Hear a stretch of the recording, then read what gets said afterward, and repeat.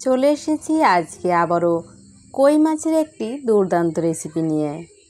চিংড়ি মাছের মালাইকারি তো খেয়েছেন, কই মাছের মালাইকারি খেয়েছেন? না খেয়ে থাকলে আজই ট্রাই করুন এই কই মাছের মালাইকারি রেসিপি।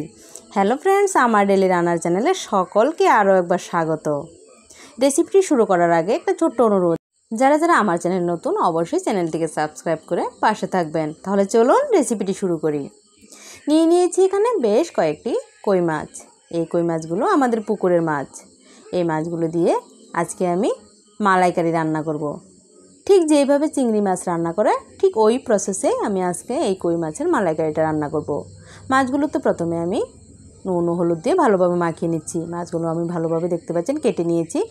মাঝখানে পিঠের বরাবর একটু একটু এঁকে দিয়েছি যাতে তেল মশলা ভালোভাবে ঢুকে। এবার নিয়েছি বাকি উপকরণগুলো। নারকেলের দুধ নিয়েছি আর নিয়েছি সর্ষে বাটা। এবার ওভেনে কড়াই বসিয়ে দিলাম পরিমাণ মতো সর্ষের তেল। তেলটা গরম হওয়ার জন্য কিছুক্ষণ অপেক্ষা করব। তেলটা নেড়ে চেড়ে দিলাম। এবার মাছগুলো একে একে দিয়ে দিচ্ছি। সব ধরনের মাছ দিয়ে সব ধরনের রান্না করে খেয়ে দেখা আমার একটা অভ্যাস। চিংড়ি মাছের মালাইকারি খেয়েছি, কিন্তু কই মাছের মালাইকারি করলে কীরকম হয় সেই স্বাদটা দেখার আমার একটা ইচ্ছে ছিল, তাই আজকে ট্রাই করেই ফেললাম। নিজের পুকুরের মাছ বলে কথা, এখন খাবো না তো কখন খাবো। দেখতে পাচ্ছেন মাছগুলোকে আমি প্রথমে 4টে মাছ দিয়েছিলাম, নেড়ে চেড়ে ভেজে নিচ্ছি। মাছগুলোকে আমি বেশি ভাজবো না, হালকা করে ভেজে নেব। কিছুদিন আগে আমি এই কই মাছেরই আরও একটি রেসিপি শেয়ার করেছিলাম, ডেসক্রিপশন বক্সে এর লিঙ্ক পেয়ে যাবেন। সেটা ছিল তেলকই রেসিপি। আর আজকে এই মালাইকারি রেসিপিটা আপনাদের সাথে শেয়ার করছি। প্রথমে যে মাছগুলো দিয়েছিলাম সেইগুলো ভাজা হয়ে গেছে। এবার বাকি যেগুলো রয়েছে সবগুলো দিয়ে দিচ্ছি একে একে। মাছগুলো খুবই জ্যান্ত ছিল, সেজন্য তেলে দিতে না দিতেই দেখতে পাচ্ছেন বেঁকে যাচ্ছে। মাছগুলো যাতে বেঁকে না যায় সেজন্য আমি প্রথম দিকেই মাছগুলোকে উল্টে পাল্টে একটু চেপে চেপে সোজা করে রাখার চেষ্টা করছি।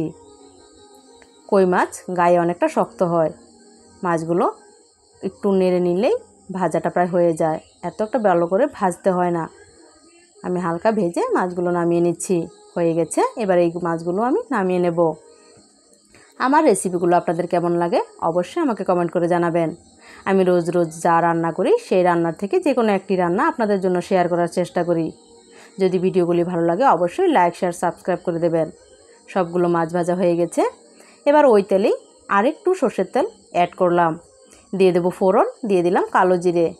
কালো জিরে দেওয়ার পর আমি এতে যে সর্ষে বেটে রেখেছিলাম ওই সর্ষে বাটাটা দিয়ে দেব। সর্ষেগুলো আমি মিক্সিতে পেস্ট করে নিয়েছিলাম, আপনারা চাইলে পাটাতে বেটেও দিতে পারেন। পাটা মানে শিলনোড়ার কথা বলছি, আমরা শিলনোড়াকে পাটা বলি। এবার সর্ষেগুলো দিয়ে আমি বেশি ভাজবো না, কারণ সর্ষে অনেকটা ভাজলে তেতো হয়ে যায়। হালকা একটু ভেজে আমি দিয়ে দেব পরিমাণ মতো নুন। নুন দেওয়ার পর একে একে বাকি মশলাগুলো দিয়ে দিচ্ছি। দিলাম পরিমাণ মতো হলুদ, ঝাল লঙ্কার গুঁড়ো এবং কাশ্মীরি লঙ্কার গুঁড়ো।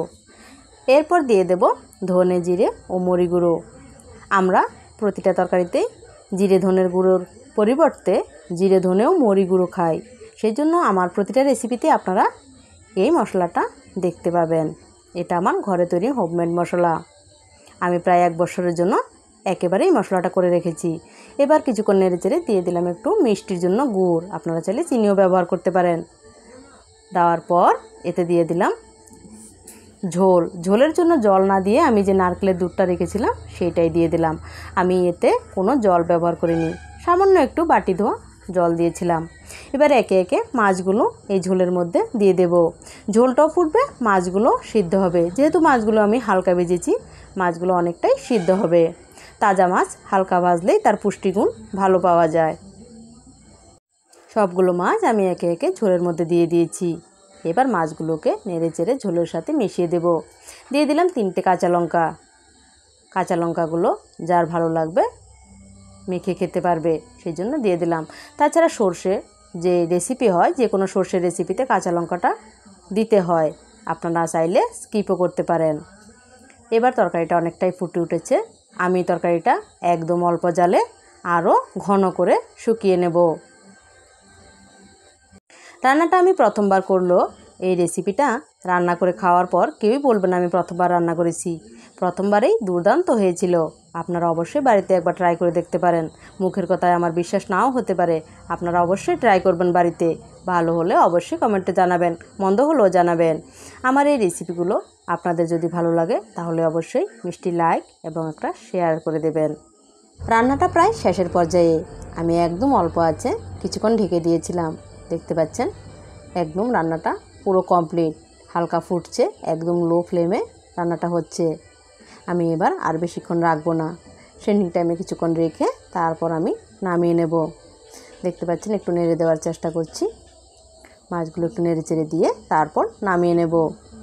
গ্যাসটা আমি অফ করে দিচ্ছি এবং কিছুক্ষণের জন্য স্ট্যান্ডিং টাইমেও রেখে দিলাম। বেশ কিছুক্ষণ পর আমি চলে এসেছি, এবার মাছগুলো নামিয়ে নেব। দেখতে পাচ্ছেন মাছগুলোতে কিন্তু পেট ভর্তি ডিম হয়েছে, দেখলেই বুঝতে পারবেন। গরম গরম সাদা ভাতের সাথে এরকম একটা রেসিপি থাকলে আর কিচ্ছু চাই না। যে কোনো অনুষ্ঠানের দিনে বা অনুষ্ঠান বাড়িতে বা নিজস্ব ঘরোয়া রান্নায় এই রেসিপিটি জাস্ট ফাটিয়ে দেবে। আপনারা অবশ্যই ট্রাই করে দেখবেন। ভিডিওটি আপনারা শুরু থেকে শেষ পর্যন্ত দেখার জন্য আপনাদেরকে অসংখ্য ধন্যবাদ। দেখা হচ্ছে পরবর্তী রেসিপিতে। ততক্ষণ পর্যন্ত আপনারা সকলেই ভালো থাকুন, সুস্থ থাকুন এবং সাবধানে থাকুন, আর হেলদি ও স্বাস্থ্যকর খাবার খান।